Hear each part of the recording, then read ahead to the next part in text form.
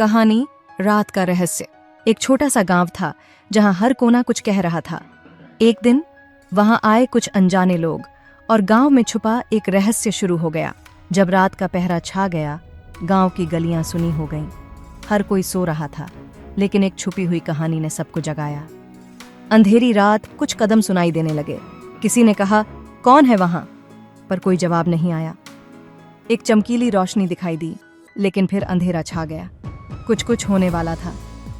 गांव के बड़े लोगों ने फैसला किया, हम सब एक साथ जाएंगे, देखें क्या हो रहा है।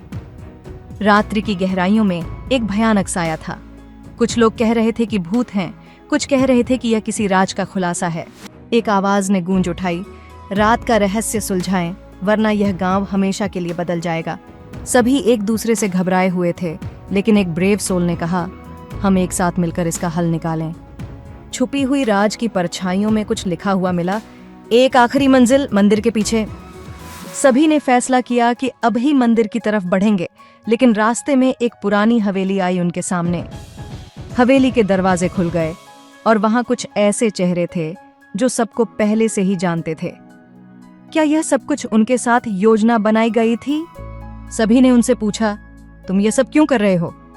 एक रहस्यमय हंसी ने उनके होश उड़ा दिए। हवेली के कोने में एक पुराना खजाना था और वह सबके सामने था। उन लोगों ने खजाना छोड़ा और गए, लेकिन सबको अब गांव में सुकून था। कहानी का एंड होने पर सबने एक दूसरे को देखा।